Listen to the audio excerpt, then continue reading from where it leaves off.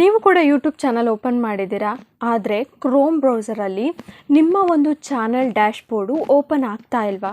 ಇದು ನಿಮ್ಮೊಬ್ಬರು ಸಮಸ್ಯೆ ಅಲ್ಲ, ತುಂಬ ಜನಕ್ಕೆ ಇದೇ ಥರ ಆಗ್ತಾ ಇದೆ. ಸೊ ಆ ಒಂದು ಸಮಸ್ಯೆಗೆ ಏನು ಸೊಲ್ಯೂಷನ್ನು, ನಾವು ಯಾವ ರೀತಿಯಾಗಿ ನಮ್ಮ ಚಾನಲ್ನ ಕ್ರೋಮಲ್ಲಿ ನೋಡೋದು ಅನ್ನೋ ಕನ್ಫ್ಯೂಷನ್ ತುಂಬಾ ಇರುತ್ತೆ. ಕೆಲವೊಬ್ಬರು ತುಂಬ ಹೆದರಿಬಿಟ್ಟಿರ್ತೀರ.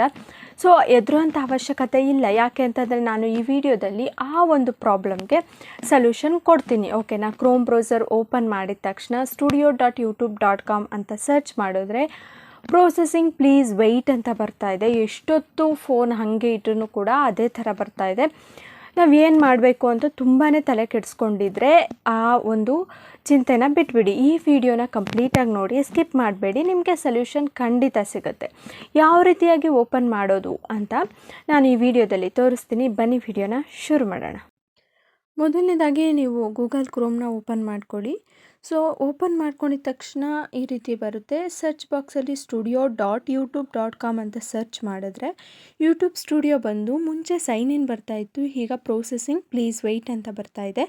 ಸೊ ಅದನ್ನು ಪ್ರೆಸ್ ಮಾಡಿದ್ರೆ ನಿಮ್ಮ ಡ್ಯಾಶ್ಬೋರ್ಡ್ ಓಪನ್ ಆಗ್ತಿಲ್ಲ, ಇದೇ ಥರ ಪ್ರೊಸೆಸಿಂಗ್ ಪ್ಲೀಸ್ ವೆಯ್ಟ್ ಅಂತ ಬರ್ತಾ ಇದೆ.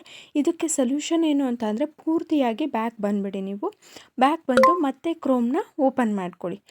ಓಪನ್ ಮಾಡ್ಕೊಂಬಿಟ್ಟು ಸರ್ಚ್ ಬಾಕ್ಸಲ್ಲಿ inyoutube.com ಅಂತ ಸರ್ಚ್ ಮಾಡಿ. inyoutube.com ಅಂತ.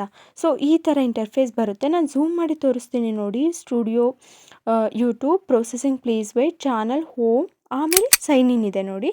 ಸೈನ್ ಇನ್ ಮೇಲೆ ಕ್ಲಿಕ್ ಮಾಡ್ಕೊಳ್ಳಿ.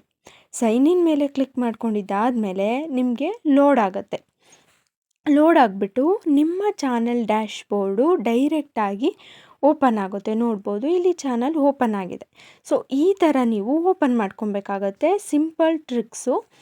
ನೀವು ಮಾಮೂಲಿ ಮುಂಚೆ ಓಪನ್ ಮಾಡೋ ಥರ ಮಾಡಿದ್ರೆ ಖಂಡಿತ ಓಪನ್ ಆಗೋದಿಲ್ಲ. ಈ ಟ್ರಿಕ್ಸ್ನ ಯೂಸ್ ಮಾಡ್ಕೊಳ್ಳಿ. ಯೂಸ್ಫುಲ್ ಆಗಿದ್ದರೆ ನಮ್ಮ ಚಾನಲ್ನ ಸಬ್ಸ್ಕ್ರೈಬ್ ಮಾಡಿಕೊಡಿ, ಹಾಗೆ ಲೈಕ್ ಮಾಡಿ, ಮತ್ತು ಇದೇ ಥರ ಇನ್ಫಾರ್ಮೇಟಿವ್ ವೀಡಿಯೋಸ್ಗೆ ಕಮೆಂಟ್ ಮಾಡಿ. ಸೊ ನಿಮಗೆ ಸೊಲ್ಯೂಷನ್ ಸಿಕ್ಕಿದೆ ಅಂತ ಅಂದ್ಕೊಂಡಿದ್ದೀನಿ. ಸಿಕ್ಕಿದರೆ ದಯವಿಟ್ಟು ಬೆಲ್ ಐಕಾನ್ ಮೇಲೆ ಕ್ಲಿಕ್ ಮಾಡಿ. Thank you.